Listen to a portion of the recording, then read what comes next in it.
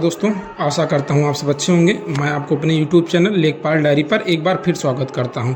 आज देखेंगे जिस इम्पोर्टेंट टॉपिक के ऊपर हम वीडियो बनाने रहे हैं। जैसा दोस्तों हम आपको विगत वीडियो में, इसके पहले जो मैंने वीडियो आपको बनाया था, उसमें मैंने जो उत्तर प्रदेश ट्रांसफ़र पॉलिसी है उसके अधीन राज्य परिषद के द्वारा जो एक पोर्टल जारी किया गया था, मतलब अपने वाद पोर्टल पर एक अलग से लिंक बनाई गई थी जो कि मंडल हस्तांतरण की से संबंधित थी। उसी के बारे में दोस्तों ये डिटेल वीडियो थोड़ा होगा। और कुछ साथियों का चैनल पे बार बार कमेंट आ रहा था, तो उनके मतलब सारे डाउट्स इस वीडियो में मैं क्लियर करूँगा। तो आप जैसे होंगे, मैं इस वीडियो में भी देखूंगा कि मतलब मंडल हस्तांतरण के लिए मतलब क्या शर्तें आवश्यक होंगी, मतलब किस नियम के अधीन आपको मंडल हस्तांतरण किया जाएगा। और उसी वीडियो में दोस्तों जैसे कुछ साथियों का प्रश्न है कि मतलब क्या मेरा जैसे कोई भाई है किसी अन्य मंडल में चला गया, उसके पास जो आधार दिए गए मंडल हस्तांतरण के लिए उसमें से कोई फिल नहीं करता, तो क्या उसका मंडल हस्तांतरण नहीं किया जाएगा क्या? तो इसी सब रिलेटेड ये वीडियो होगा। और एक इम्पॉर्टेंट प्रश्न है जो आप देखेंगे कि जब 9 तारीख को जब मैंने वीडियो अपलोड किया था, उसमें आप देखेंगे कि जब आप अपना वाद पोर्टल से मतलब वरासत वाला जो पोर्टल खोलते थे, तो आप देखेंगे तो वहाँ पर डायरेक्ट एक लाइन लिख के आती थी, लेखपाल का अंतर मंडलीय हस्तांतरण हेतु आवेदन। और अब देखेंगे ऐसा लिखा हुआ था। अब वर्तमान में देखेंगे तो ऐसा दोस्तों कुछ लिखा नहीं हुआ रहा। मतलब ये अभी मैंने तुरंत कुछ देर पहले स्क्रीनशॉट लिया है वाद पोर्टल का। तो आप देखेंगे यहाँ पर देखिए डायरेक्ट जैसे पहले लिखा होता था उस तरीके से अब पोर्टल दोबारा हो गया। तो कुछ साथियों का प्रश्न था कि भैया हम तो फिल नहीं कर पाए, क्या अब हमें मतलब दोबारा मौका नहीं मिलेगा? अब बात क्योंकि जब हमारा मंडल हस्तांतरण की बात की गई तो जो हमारा प्रॉपर नोटिस जारी हुआ था उसमें लिखा गया था 15 मई से 15 जून के बीच में, क्योंकि ना तो अभी 15 मई आई है, ना तो 15 मई भी आई नहीं, उसके पहले ही मतलब कैसे पोर्टल बन के चालू हो गया। तो मैं आपको बता दूँ कि ये एज टेस्टिंग था। आप देख सकते हैं जैसे नहीं होता कि जब कोई वर्जन जारी किया जाता है, मतलब कुछ चीज़ नई जारी की जाए तो उसका टेस्ट के रूप में जारी कर दिया जाता है। तो मतलब जैसे टेस्टिंग है, प्रोटोटाइप समझिए उस तरह के। आप देखेंगे यहाँ पर आपको साफ साफ लिखा भी गया है कि मंडल हस्तांतरण के लिए आप देखेंगे यहाँ पर लिखा गया है लेखपाल के अंतर मंडलीय हस्तांतरण हेतु आवेदन। और देखिए टेस्टिंग प्रारूप में है, मतलब कि इसको मतलब एज ए टेस्टिंग किया जा रहा है। मतलब उसके जब आपका प्रॉपरली 15 मई के बाद ये आपके पोर्टल पे शो होने लगा, उसके बाद आप फिल कर दीजिए, क्योंकि अभी जो आपने फिल किया है ये नहीं फिल किया, उसका कोई मतलब नहीं है। तो यहाँ पर आपके सारे डाउट्स आपके ये जो पोर्टल पर अब नहीं सो रहा उससे संबंधित मेरे हिसाब से आप क्लियर हो गए होंगे। अब आगे चलते हैं।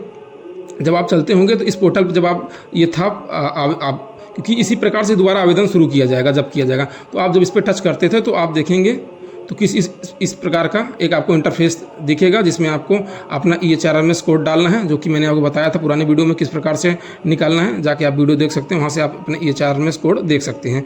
उसके बाद इस कोड डालने के बाद आपको कुछ ऐसा एक इंटरफेस दिखेगा, इसमें आप अपना पूरा डिटेल्स शो करेंगे। और देखिए जिस टॉपिक के ऊपर में हम स्पेसिफिक वीडियो बना रहे हैं, आप देखेंगे यहाँ पर है कि हस्तांतरण का आधार, आपका जो हस्तांतरण है उसका आधार क्या क्या हो सकता है।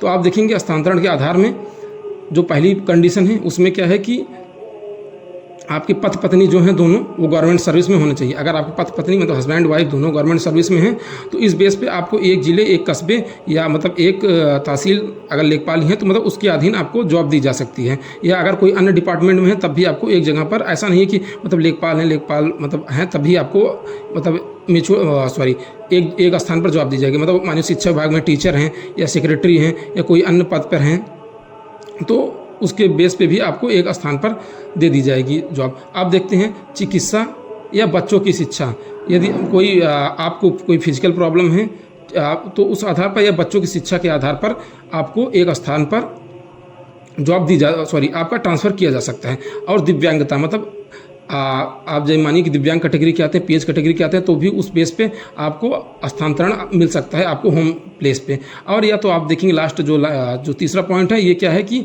2 वर्षों से कम की सेवा निवृत्त, मतलब जो आपकी जो सर्विस है आप 2 वर्ष से कम बची है तो उस बेस पर भी आपको हस्तांतरण प्रदान किया जा सकता है। अब देखते हैं इसमें एक पॉइंट और जो है इसमें देखेंगे, और एक पॉइंट आप देखेंगे पारस्परिक सहमति मतलब म्यूचुअल ट्रांसफ़र। कहने का मतलब है कि यदि आप मानिए लखनऊ मंडल में हैं, कोई साथी आपका प्रयागराज मंडल में है, तो आप दोनों एक दूसरे के थ्रू मतलब म्यूचुअल ट्रांसफ़र कर सकते हैं। वो प्रयागराज चला है और आप लखनऊ चले जाए, इस प्रकार पे आप म्यूचुअल ट्रांसफ़र कर सकते हैं। और देखते हैं जो कुछ बेस दिया हुआ था जो मैंने आपको बताया था फिजिकल या एजुकेशनल, तो आप देखेंगे जो आपकी उत्तर प्रदेश ट्रांसफ़र नीति है तो उसमें आप देखेंगे 3 नंबर पॉइंट देखेंगे तो इसमें लिखा हुआ है कि किसी अधिकारी या कर्मचारी के व्यक्तिगत कारणों जैसे चिकित्सा या बच्चों की शिक्षा, शासकीय सेवा के दौरान मृत माता या पिता के अवयस्क बच्चों के पालन पोषण, देखभाल इत्यादि के आधार पर स्थान रिक्त होने अथवा दूसरे अधिकारी या कर्मचारियों के सहमत होने पर स्थानांतरण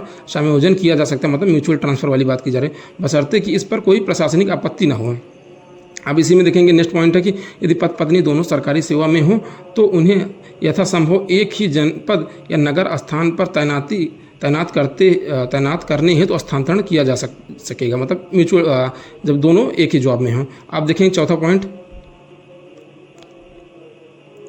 पॉइंट में देखेंगे यदि मंदित बच्चों या चलन क्रिया से पूर्णतः प्रभावित दिव्यांग बच्चों के माता पिता की तैनाती अधिकृत सरकारी चिकित्सक के प्रमाण पत्र, जो आपके सरकारी डॉक्टर हैं उनके चिकित्सा प्रमाण पत्र के आधार पर विकल्प प्राप्त करके ऐसे स्थान पर की जाए जहां चिकित्सा की समुचित व्यवस्था उपलब्ध हो या जहां से उनकी उचित देखभाल हो सके। दिव्यांग कर्मियों अथवा ऐसे कार्मिक जिनके आश्रित या परिवारजन 40% से अधिक दिव्यांगता से प्रभावित हों को सामान्य स्थानांतरण से मुक्त रखा जाए।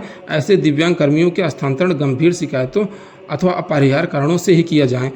दिव्यांग कर्मियों के द्वारा अनुरोध किया जाने पर पद की उपलब्धता के आधार पर उन्हें गृह जनपद में तैनात करने पर विचार किया जा सकता है। मतलब आप समझ सकते हैं इस लाइन का क्या मतलब है कि अगर भाई उनको तो गृह जनपद भी प्रदान किया जाए, क्योंकि जो ऐसा पोर्टल था उसमें आपको गृह मंडल की बात की गई थी, गृह जनपद की बात नहीं की गई थी। तो मेरे हिसाब से आपके जो कुछ डाउट होंगे वो क्लियर हो गए होंगे। यदि इसके बावजूद भी अगर आपको कोई डाउट आपके मन में रहता है तो आप कमेंट बॉक्स में कर सकते हैं, मैं जवाब देने का पूरा प्रयास करूंगा। और ये दोस्तों पोर्टल मेरे अकॉर्डिंग जो क्योंकि डेट बताई गई थी 15 मई से 15 जून, 15 मई के बाद 2-3 दिन में ये दोबारा से चालू कर दी जाएगी। उसके बाद आप वहाँ से फॉर्म फिल कर सकते हैं और कैटेगरी को फिल करने बाद योग्यता के सर्विस पीरियड के अकॉर्डिंग आपको स्थानांतरण प्रदान कर दी जाएगा। और दोस्तों ये फुल्ली आपकी जो ये स्थानांतरण प्रक्रिया होगी ये आपकी ऑनलाइन होगी, पारदर्शी तरीके से की जाएगी। तो दोस्तों धन्यवाद।